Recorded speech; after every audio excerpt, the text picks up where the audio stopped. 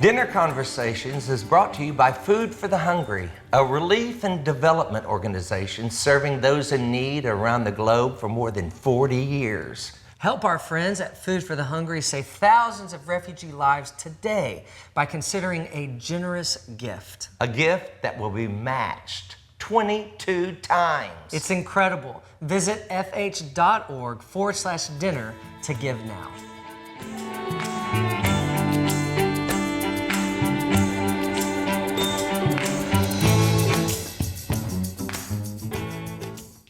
Well, today's episode is with a precious lady. I'd never met her until she showed up here at Dinner Conversations, but I'd heard of her. Michael English is the one who first mentioned her to me, and he said, man, you know who I'd love to do a duet with? Crystal Lewis. Of course, I had to run immediately to find out who is that. And boy, is she good and sweet. Yeah, she's a real gentle spirit, I think, and we're talking about a really heavy topic, and that is life after divorce. We know divorce is a reality not just outside of the members of the church, but inside the members of the church. And of course, Crystal is giving us a firsthand glimpse into her journey into life after divorce, and how one of the takeaways I think I have to mention in the intro, that God loves us more than even marriage. And so this is a conversation that many of us can dig into. And there's one seat left at the table, and it's yours. So let's join the conversation.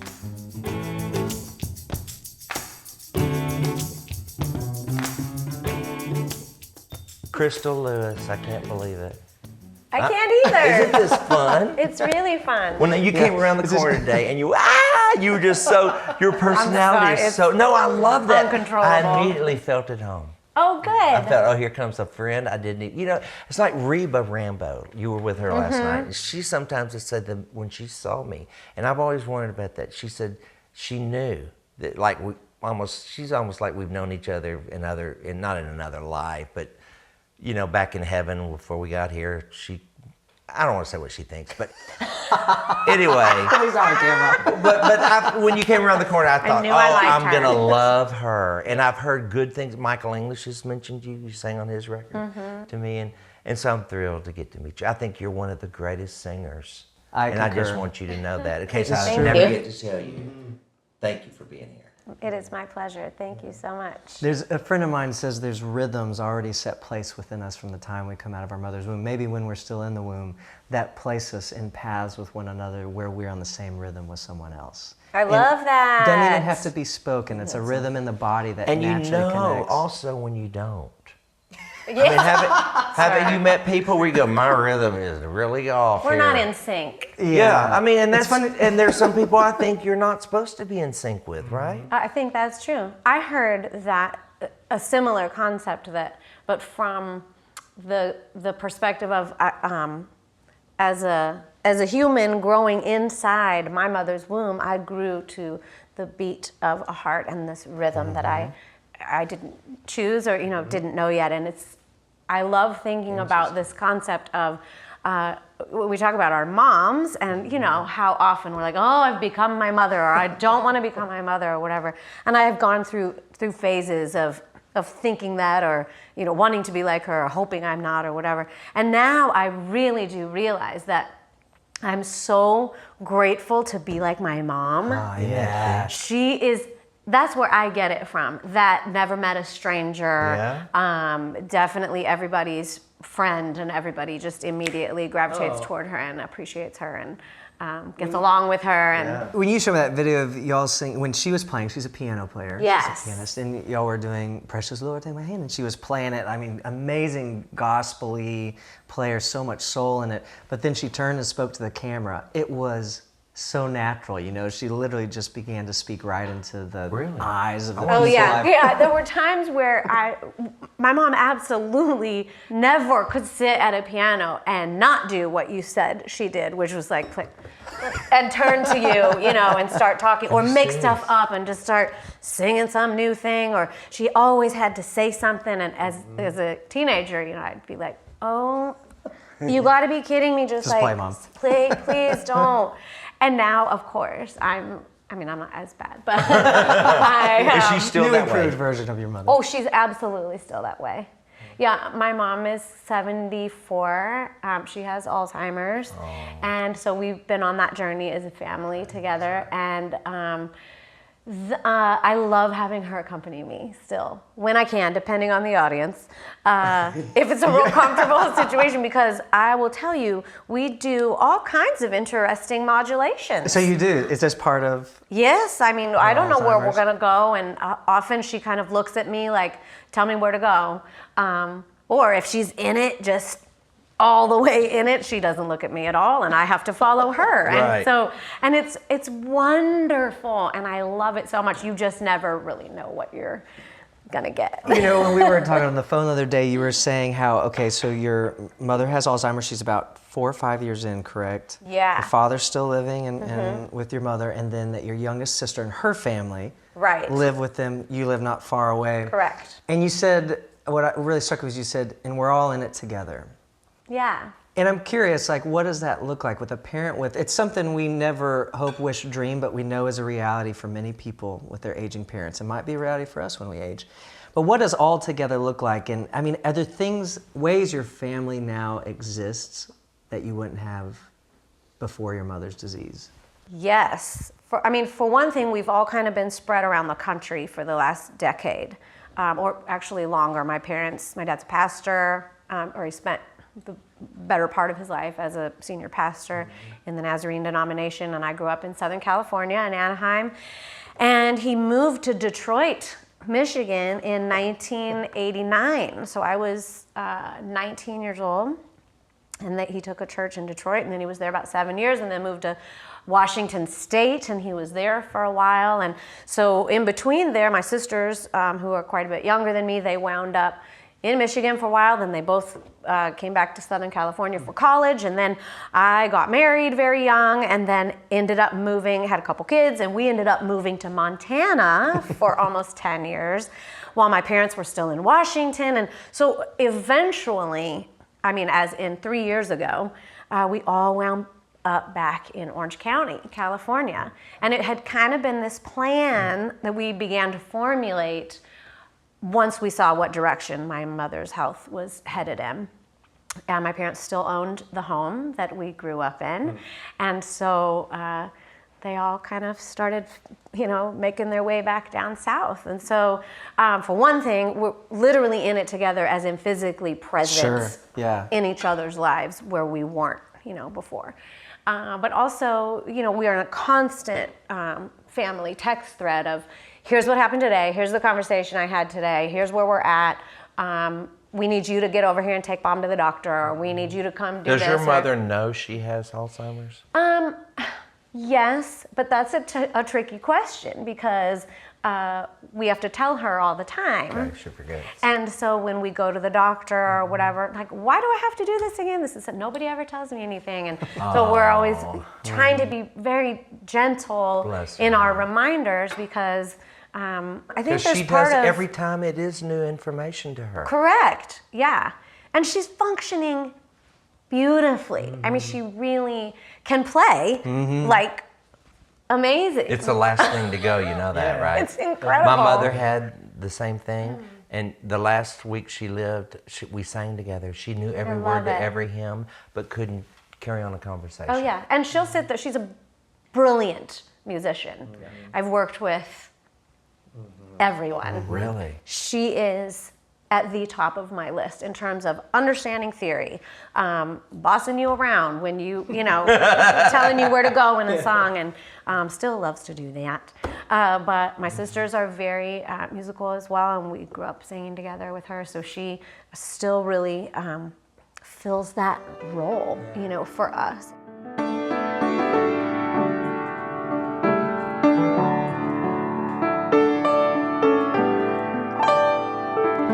Precious Lord, take my hand, lead me on, help me stand. I am tired, I am weak, I am worn through the storm, through the night.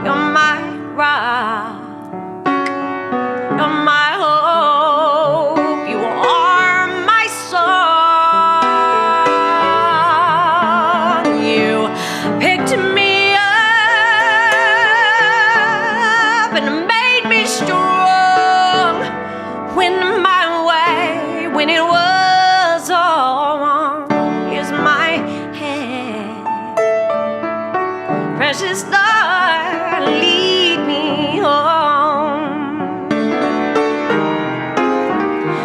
When my way grows dry, precious Lord, won't you linger near when my life is almost gone? Hear my cry, hear my call. Take my hand lest I fall. Here's my hand. Precious star, lead me home.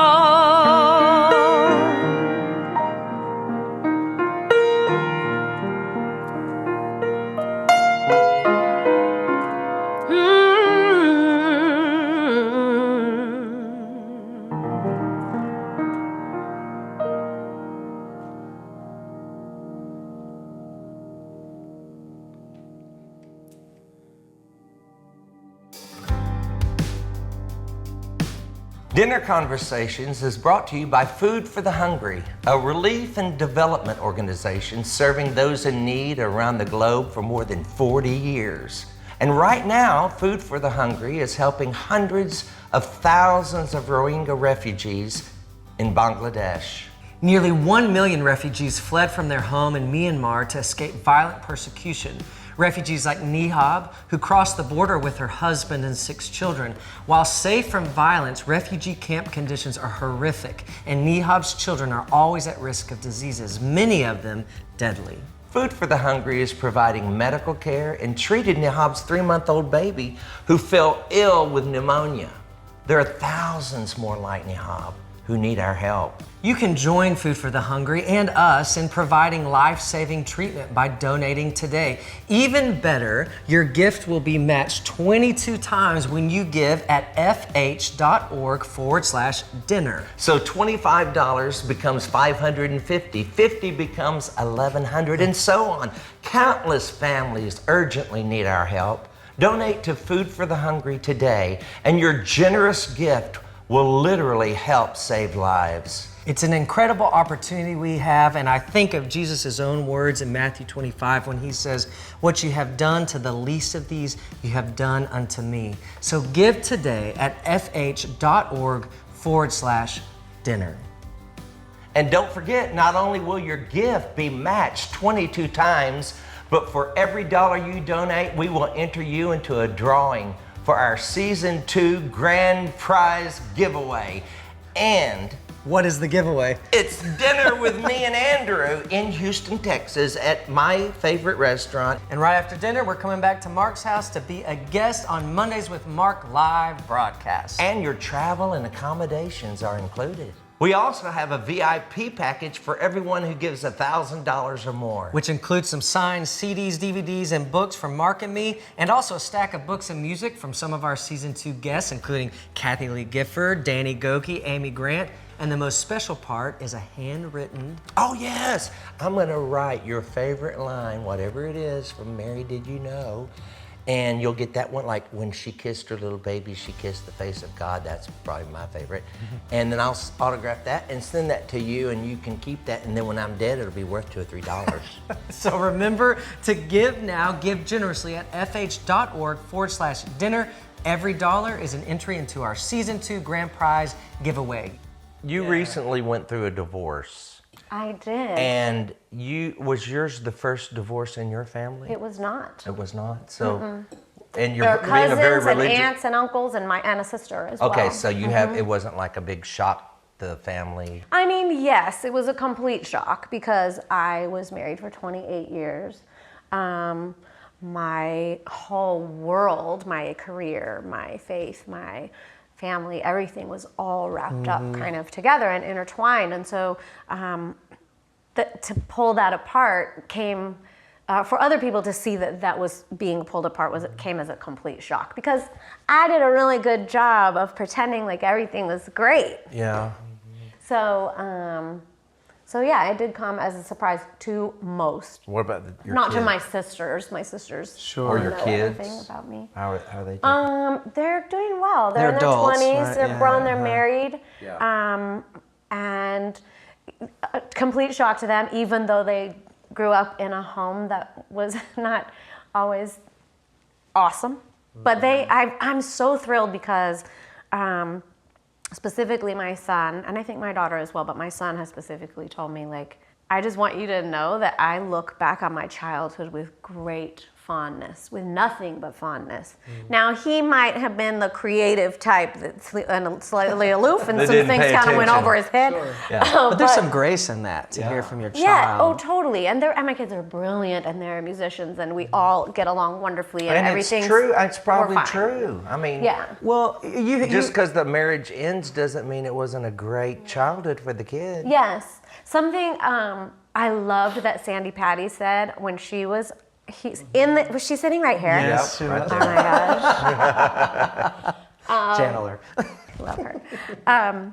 So one thing Sandy said was, we were the only two that chose this. Her and her new husband, when they Wasn't got that good? married, they were the only two that chose it. And I loved that. Yes. And there's a weird fine line that you walk when you want so desperately to be seen as just a human to your kids.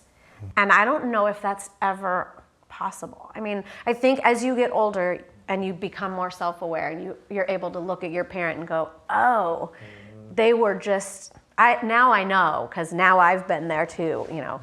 And you can't, there's certain things you just can't know until your kids get So you older, worked on the until you get marriage older. for a while, I'm sure, right? yeah. Okay, so when did you know, okay, this is not going to get any better, and how did you reconcile Is there a all that? line? Yeah, that's like, I think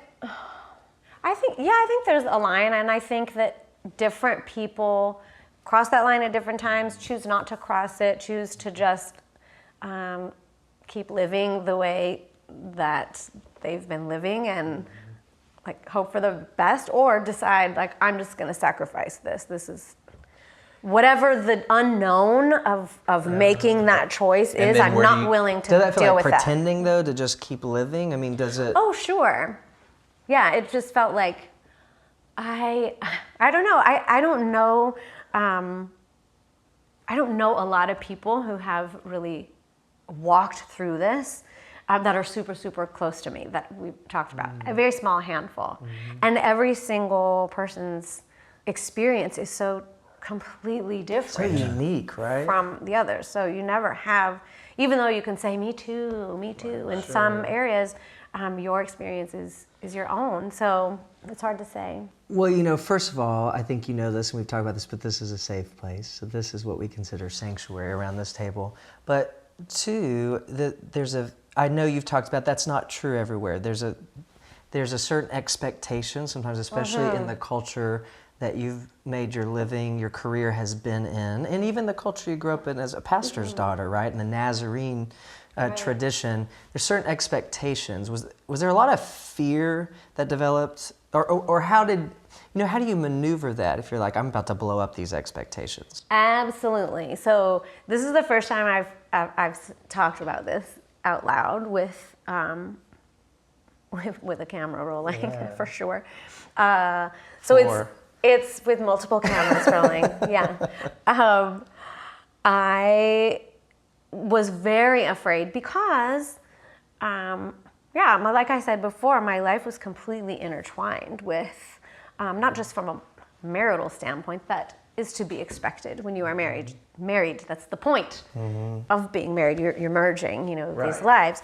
But for us, it was business, it was career, it was, he managed me and was my booking agent, and we wrote together and we produced together a lot of great things and made these great kids. And I mean, I'm really, really proud of what we did together. And that had nothing, well, I shouldn't say nothing to do with where we are, but that can stand alone on its own as a beautiful thing. And I'm really grateful. I'm grateful for a year and a half of therapy is one thing I'm super grateful for, I have to say, to help me get to the place of looking at it like that. Like, you don't have to hate something to move on from it. And I don't want to hate my history, but part of it is the fact that I grew up in this era where so much was expected of you as far as a Christian singer. Right. Where obviously if you sang a certain thing, you believed that and you lived it. And expectations can become so distorted. They become, everybody kind of makes up their own. Like, well, as a fan, I expect X, Y, and Z from you. And if you're not delivering that to me, then you're clearly in sin. Yeah. And all of a sudden you are not who I thought you were. And it's like, you don't actually even know me. Right, But you think you do. And then partly that's because I came from my mother's womb and haven't met a stranger. And, you know, we can go all the way back to that of, like, I legit enjoy people. Yeah. And so you give off this impression, like, yes, I am here to, what do you need? What can I do for you? You know, who can I be for you? Right. And you get lost in that really quickly. So to break down the walls of this box that I walked into, I'll give you that. You know, I've built up some of those walls of expectation myself as well. But then when you start to feel like, oh, I need to, like, this box is really small and I need to push out from it a little bit. And people don't want to let you do that. They want you to stay who they want you to be. And that's really tough. From a musical perspective, from a spiritual perspective, from all the angles, that's a really hard place. Do you think because your marriage was so associated with that box, and that's not your fault, your former husband's fault, whatever, but you grew up together for one. I you're met him married at 16. Right. Then you have this career that starts very young. You know, by the time we knew who Crystal Lewis was, you were just in your 20s. And then that's all associated with the church and some of this expectation that I'm not saying the church maybe puts on, but maybe a certain fan or maybe a certain industry or whatever. Because the marriage was so associated with that. He's your manager, he's your co-writer. And then you're saying, but I got lost inside this box. Did that add to some of maybe feeling lost inside a marriage, maybe for either one of you? Absolutely. And a lot of, again, I'm working through, absorbing all of the weight of all of the blame. That's something that am absolutely guilty of doing. Absorbing the weight of the blame of the divorce? The divorce and just like, yeah, for sure. But also just where I am in terms of the things I'm trying to do differently or whatever. Do you feel like it was all your fault? Is that what you're saying? saying? No. No, but I'm very quick to say, well, it takes two, and there's two sides to every story, which is true, which is totally true, and I think it's really important and valid to address that and express that. But, and again, I'm trying really hard to talk about just me and not talk about other people's issues because I don't think it's my place. Like, I can tell you my story, but I don't want to tell it from somebody else's very healthy, perspective. So, all that to say, that year and a half of therapy worked. Heck yes, it did. Or is working. Still working. Yeah. Yes, very regularly. But I was going to say that I got lost in the fact that I started so young, and then I had this person that would do things for me in terms of career and making those kinds of choices. And who became your husband? Yes. And it kind of happened simultaneously. And I will say, he is a huge part of the reason that I became a writer. I didn't write songs before we got together, and he really pushed me to write, which I'm so grateful for. But as the years went on, I allowed a ton of control to happen on my behalf. And then when I became a mom really young, I was 24 when I had my first child. So then I was just like, I don't even care. Make the decisions, do what you want. I'm super busy. All I'm doing is, I'm staying up with these kids, I'm nursing these kids, I'm getting on stage, I'm singing the songs, I'm getting off the stage, I'm nursing these kids, I'm not sleeping. So it was just please do it. And not that I'm not saying that he took advantage of me or there was some negative thing about that. It just became, I grew into myself as an artist and as a woman and as a person that wanted things done a certain way really late in life.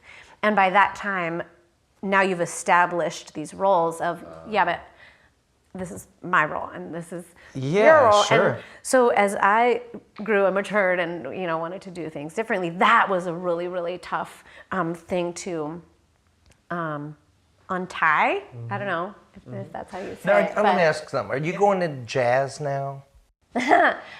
Ultimately, that is really the direction I would love to head. Is that because you're afraid the church is going to reject you because of the No. divorce? No. Okay, so you It's just not. well, you got the perfect. It's a voice. natural You've extension. got Thank the you. perfect voice for Thank jazz. you. But gospel, we don't want to lose you now that you have something to talk about. I'll still talk. Think about that. Now you've write got things. something to talk about. You've got once you get this all figured out, and I know it's Right. early. Right. And it might even be too early to even really have had this discussion. But I love the fact that you're willing to talk about it.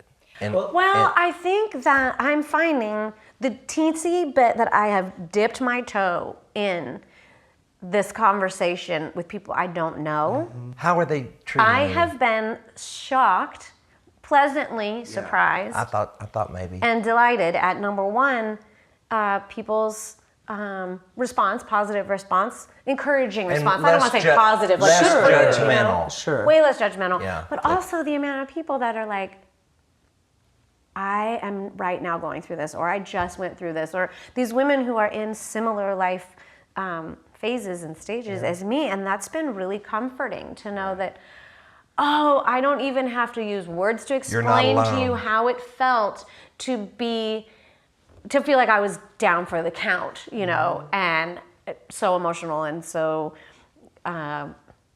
just over the top, feeling Sure. like I didn't do what I set out to do. And when I was 16, I didn't get to 99 and stay with the same person. That was not my expectation. That wasn't my goal. in So you life. don't need So anybody to beat you up. You've done a good I've job done yourself. a super good job. Yeah. And now we need the church to love on you and invite you. I'm serious. Well- People can't they? Right? We need to let everybody know I had who a she is. friend that whose parents went through a divorce when she was younger, and she remained close with both parents. And my brother, was a friend of hers, okay, and he was watching someone else go through a divorce anyway, and had a little bit of we've talked about this since, had a little bit of judgment. This was when he was younger, and was like, well, I don't see why they they got to stick it out. They got to la.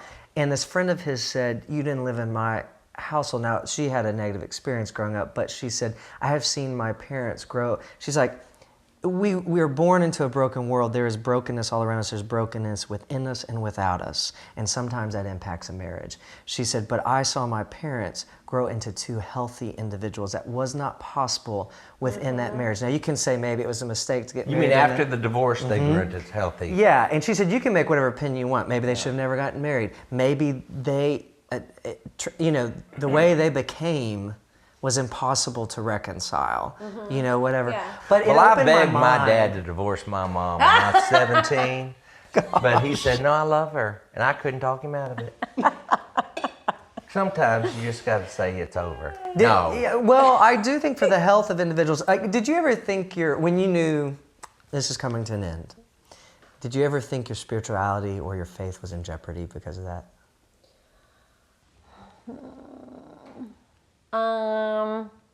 Not what other people told you, how you felt. Not really, because I really feel like I kind of had come to the conclusion that God loved me more than he loved the idea of marriage. And not that he doesn't love Whoa, the that's a idea of big marriage, statement. But it's, but I think that's true. Of course biblical. that's true, but it's and he hurt. loved him. He loves him. He loves Brian Well, he loves too marriage, more than too. he loved. Yeah.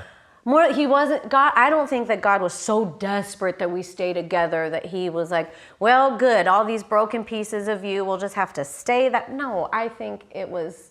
Yeah, I'm more important to him than this concept. He didn't If die. redemption is real- He died for people, not marriage, not institutions. Yeah, I he agree died with that for people, completely. right?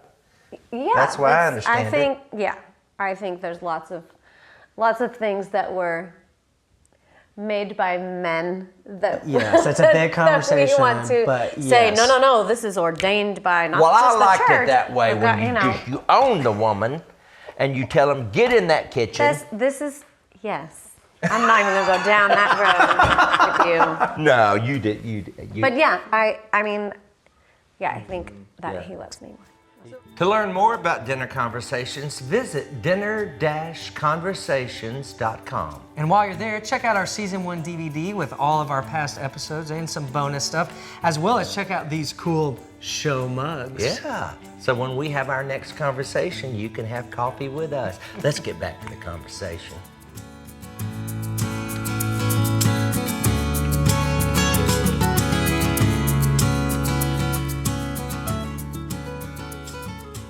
So Nita Andrews, we spoke with your husband Al last season, and we thought that would be the perfect imbalance if we didn't have you on the show too. Symmetry matters. That's right. Plus, you're the prettier of the two. Well, I'll just say it. But you have been a therapist and a spiritual guide for couples for years, including walking people through divorces. When you're thinking about when you've walked alongside couples, because I heard you say something that is completely fascinating to me, but can be a little bit of a touchy way to say this. You said you have helped and really love helping, don't let me put words in your mouth, but people, partnering with people to help them experience a mature divorce. There are two kinds of divorces, and one is kind of a car wreck where I just want to do a hit and run. And that leaves more damage in its wake. And then there's another mature divorce where you really do say, you will know kind of why I needed to leave. You will know all the different thoughts I have about my next relationship. You know, you will know kind of the closure of this one will go very out in the open. And that's more honorable because it leaves both people with at least a chance to do an autopsy of what happened. And I would guess to move forward in health rather than with a lot of toxic resentment and unforgiveness. So it can seem like, okay, I'm walking people through a mature divorce. Some people would say, well, you're just condoning it. But that's not, I've heard your heart on divorce. Divorce is not an easy, this is not saying here's the solution. No, I mean, there was a point in the history of the Jewish faith where you could divorce your wife over burning toast, you know, things that were just like looking for issues. And if anybody wants to look for an issue, we're all divorceable. I'm divorceable. I mean, if you want to go on that expedition, you'll find a way to, you know, basically name and, you know, get that other person out the door. But I think that the way I look at it, we do long for the beginning and the middle and the end of a marriage story. We're hardwired for the beginning, the middle, and the end. And so when it abruptly hits midway, like I need to be away from you, and I want an X put in front of our name, like ex-wife, ex-husband. When that moment of declarative, you're like, I want out, it's a break. It's like a broken bone. And my biggest issue with people is when they try to say it means nothing. It does mean something. And to not let it mean something, that's almost a reversion of, I mean, emotional, mental health. I mean, that's bound to be, that's equivalent of sweeping it under the rug, isn't it? Well, if you had no bond, then you can go, I wash my hands of this. I never was close to them, so there's no loss if I leave them, you know. But if you were bonded. You don't get into a marriage without some sort of bond. Right. And we were talking right before this, right, about two people I had overheard who had both been through divorces in their first marriages, who had been married for now decades in their second marriages, and so had learned and also just experienced a different thing. And I overheard one of them ask the other, do you ever get over it, meaning that divorce?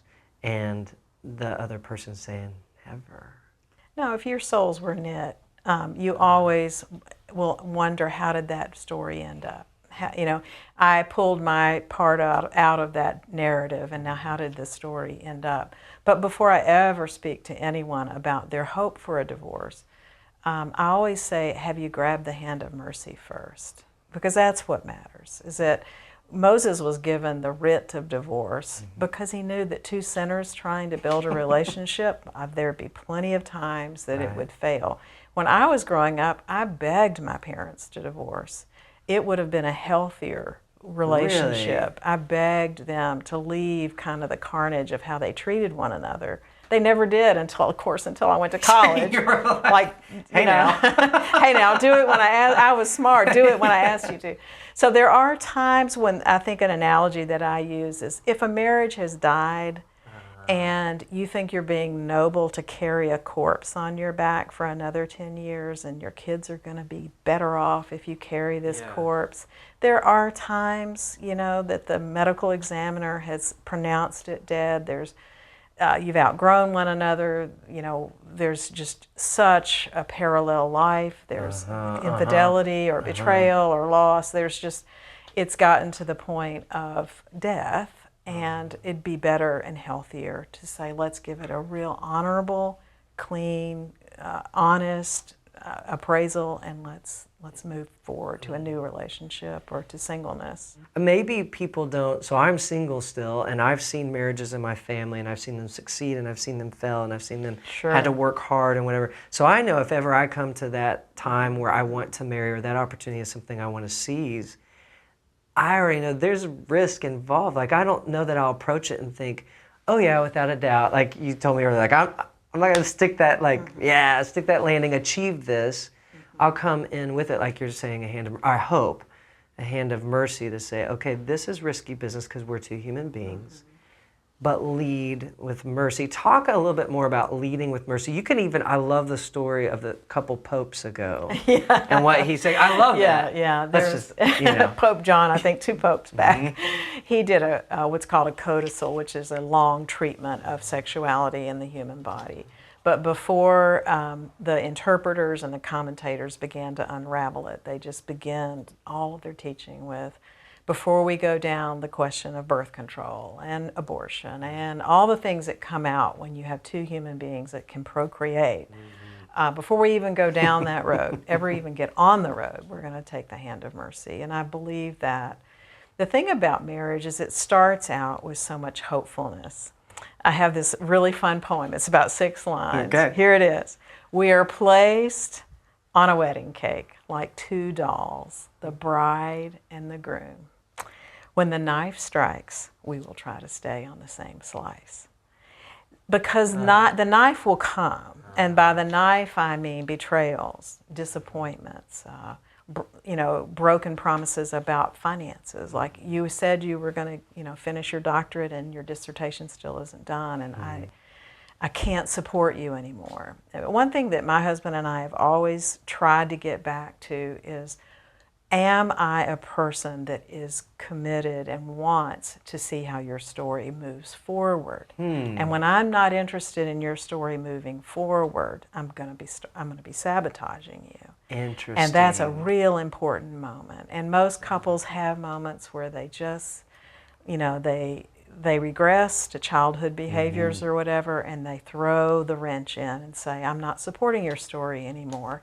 I want this or that, or I'm so exhausted I can't support both of our stories. I need to take care of me, and that's a valid point. That happens at times. There's all kinds of reasons. Sure. And there can be space for that. There can be space for that. But that requires communication. Yes. That requires me telling you, if we're in a marriage relationship, saying where I'm at, what I may perceive that I need. And then the marriage can perhaps support that, or at times not support it. Crystal, I thought one of the most meaningful things that she has talked about is a friend of hers who said to her at some point, and maybe she was beating herself up a little bit, and especially as, someone who like made the standard their profession, bearer. Yeah, and I'm a Christian singer and a performer and someone who speaks the truth, a deeper truth, right? This gospel truth from the stage, and I can't mirror that wholeness in my marriage. Okay, so dealing with all that, and her friend said, do you realize God loves you more than the institution of marriage? And that's where we go to the level of restoration that God is after. He's after individual healing and restoration, and I'm not sure that it's always that you get to the finish line married. I would wish, I love continuity, I love unity, I love full circle, I love it when you thank me and I thank you, and we gratitude circles. I love intimacy circles, and sometimes there is a break in the circle and it can't be repaired. So. And isn't our ultimate desire, like you talk about this wanting to be completed, wanting to be whole, and how we're drawn back into that or even compelled forward by that constantly. When we recognize that, that's an even deeper, humanity will come into the marriage relationship. But what we want, our ultimate completion, is we're wanting communion with God. And so the things in life, I mean, I'm asking this, the things in life that do not mirror, whether they've grown to not mirror, or they didn't mirror it from the beginning, or whatever, do not mirror communion with God, or even like you talk about spouses supporting the forward motion of each other's stories, if it doesn't support the forward motion of us being completed and our wholeness being found in God, that's where our struggle comes in, isn't it? Yeah, but I have to. Okay. I have to make a pitch for depravity here. Okay. Oh, darn! Mark won't like that. I'm just depraved enough that I could use and weaponize that idea. Okay. I could say I've got to go forward with God and be united with Him, and you are my biggest obstacle. So I could just use the God card. You could use the God card.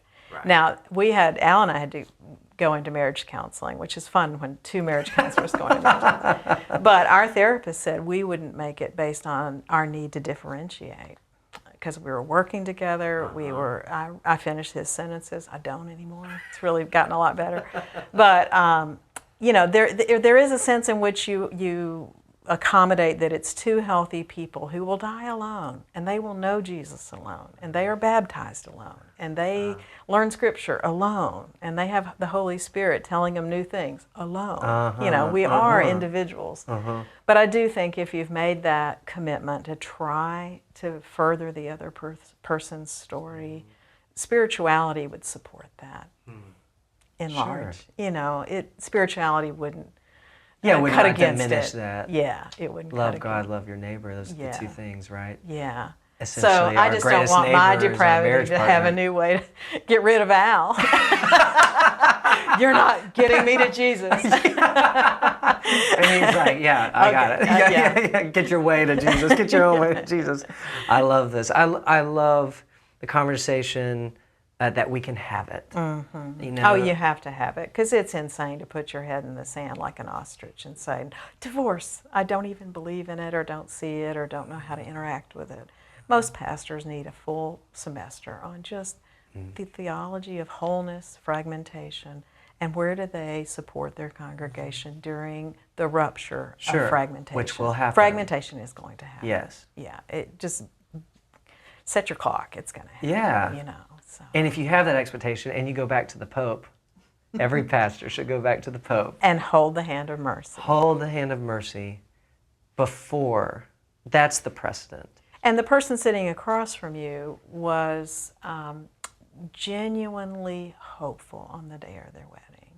They were as brimming with Holy Spirit hope. And so they're disappointed too. Now, I don't think that losing a marriage is the loss of all losses. It's not, like your identity is snapped in two, or you don't have a future calling, or individual witness to Christ. All of that survives a divorce. But I've seen some people ashamed of their divorce, and what they do is kind of sad. They put their children and stepchildren and all of the parties in what I would call a jelly bean jar, and they shake up the jar, and then they say, I'm going to pour the beans out, and everybody's better. Yes, everybody's happier. Let's go to Disney World. And they don't approximate that there's been a death, and after a death, you have bargaining, you have anger, you have the stages of grief and loss. Yeah. Finally, you get to acceptance. But I think kids feel pressure to pretend there was no broken arm, there's no broken continuity, the story's going to patch up quickly, right. And we all just need to be honest, it is a severe blow. So all these things are possible even in the midst. Beauty for ashes. I mean, as long as we acknowledge that our hearts yearn for that unity. And we're always going to like lay our head on the pillow at night and say, oh, I wish for unity. It's not in a fallen world going to be my experience. You can help save thousands of lives by giving a generous gift to Food for the Hungry today. Your gift will directly help Rohingya refugees who are currently living in dire, poverty-stricken refugee camp conditions in Bangladesh. And get this, your gift will be matched 22 times for an exponential impact. Food for the Hungry is on the ground now, providing medical treatment to hundreds of thousands of these vulnerable children and their families. This is the example that has been set for us by Jesus, that we would help our neighbors in their time of need. And this is what Food for the Hungry is doing to help relieve the refugee crisis in Bangladesh. So you can give today, partner with Dinner Conversations as we partner with Food for the Hungry, Yes, by giving generously at fh.org/dinner.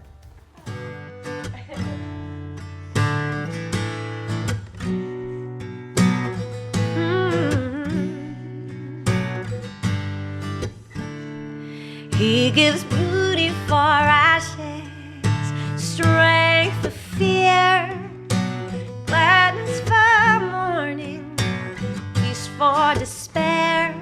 He gives beauty for ashes, strength for fear, gladness for mourning, peace for despair.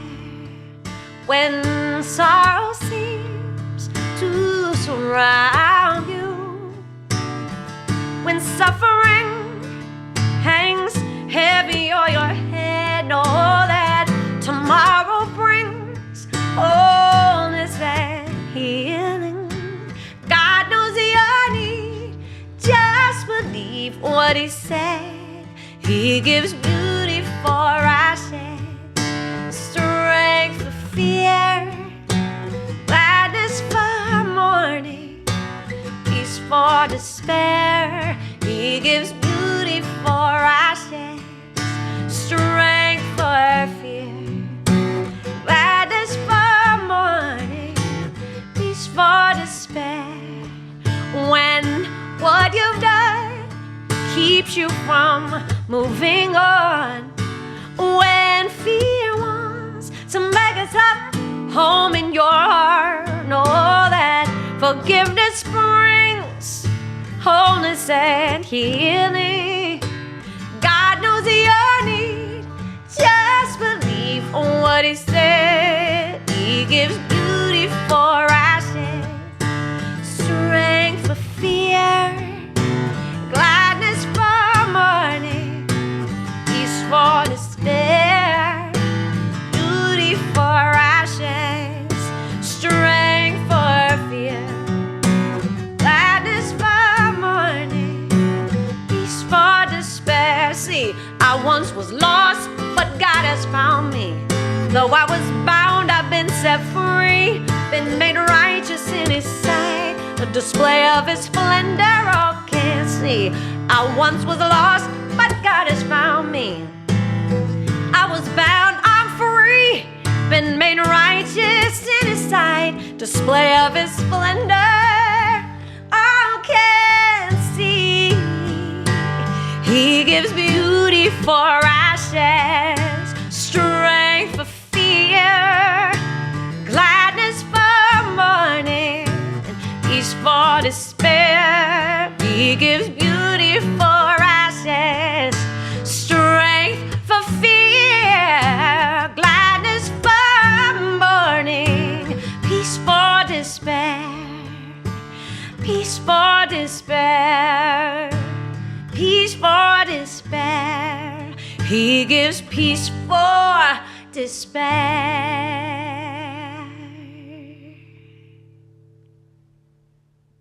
So what does life afterwards look like for you? Woo! You know? Oh, yeah. Okay, so at 48, I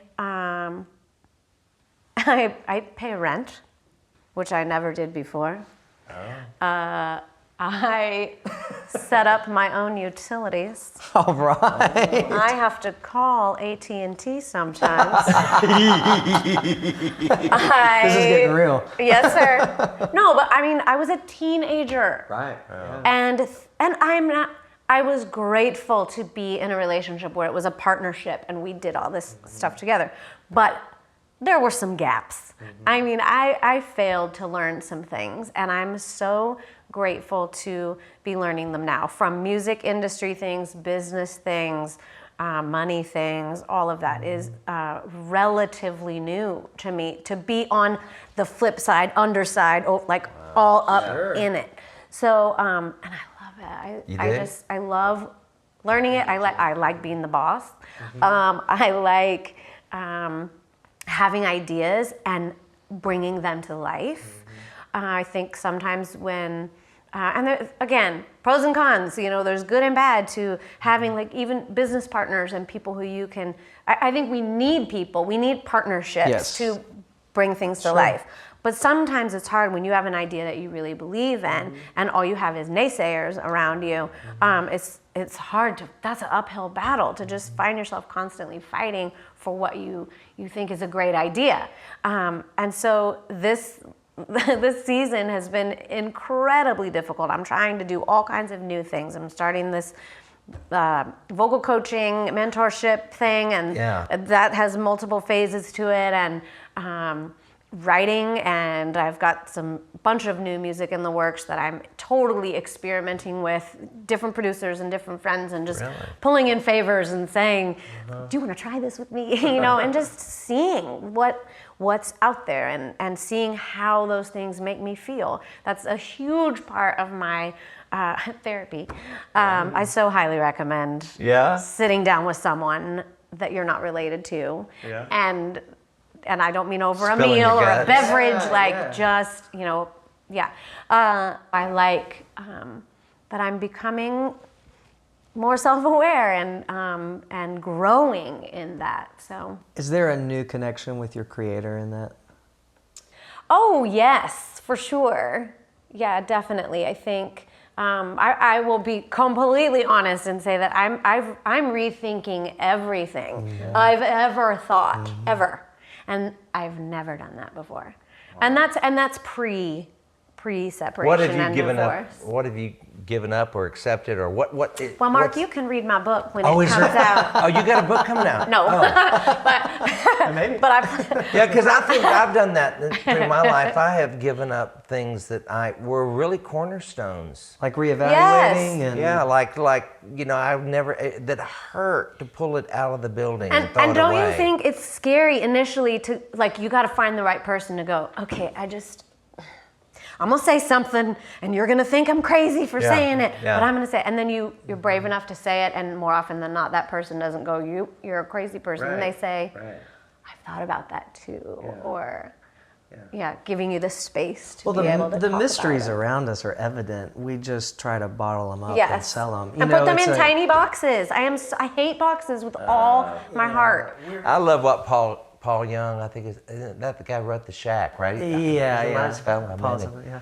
He says, I heard him say this, I thought it was so brilliant. He said, the only time you'll find God in a box is when he wants to be where you are. Because we're all in our little boxes, you know, denominational boxes or idea, political boxes. But he doesn't want to be in a box. But he'll get in one if he has to, because he's crazy about us.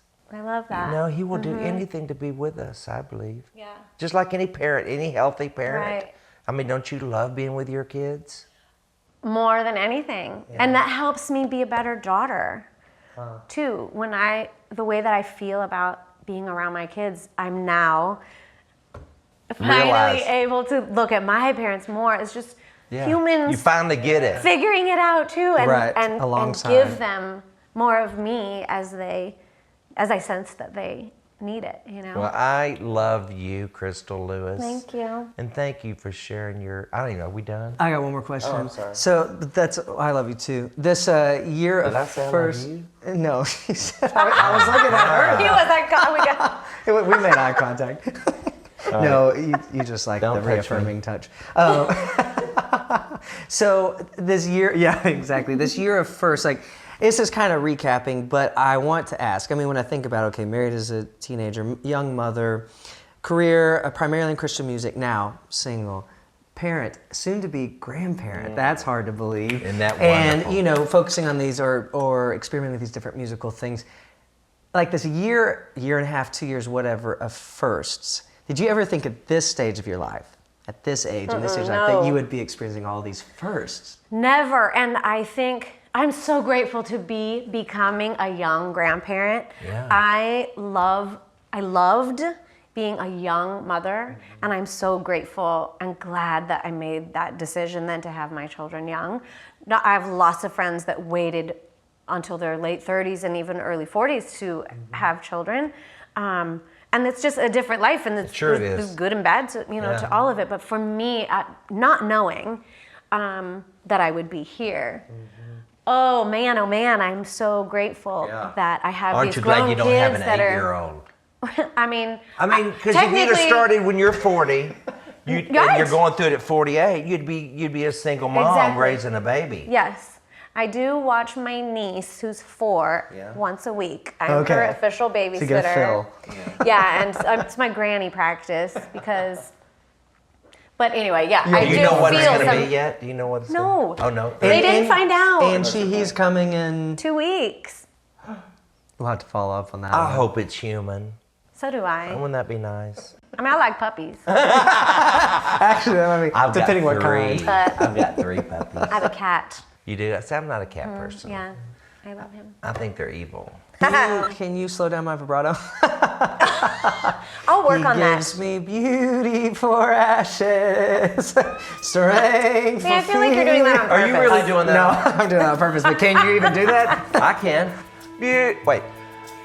Beauty for ashes. Because I had to do that when I played Pinocchio when I was 9 years old. You know, he's underwater. Pinocchio talk about that? Pinocchio! You know how he's underwater in Pinocchio? Yes, when you he know, gets when it- he's yes. in the whale and all. Yeah, yeah. When I hear myself back, I think, oh gosh, the scooping is starting. You know, well, I feel like Oh, Doug that's Oldham. like a little Remember Doug stuff. Oldham? Yes, sir, I do. Well, the key. I love your tone and timbre of your voice. You I think it's do? beautiful. Maybe It's dial it so down. rich. Dial it down, and dial it down. Now, why is he here? I was just getting a compliment from Crystal Lewis, and you will not allow me that. Oh, I'm sorry. Say it again. No. once was enough. Yes, it was. Okay, we done? Well, I hope you've enjoyed this episode with Crystal Lewis. Yeah, you can check out all her amazing music through our Amazon affiliate links in our episode descriptions. And you can binge watch all of season 2, Dinner Conversations, right now on Amazon Prime. So thanks for watching Dinner Conversations with Mark Lowry. and Andrew Greer. Turning the light on. One question at a time.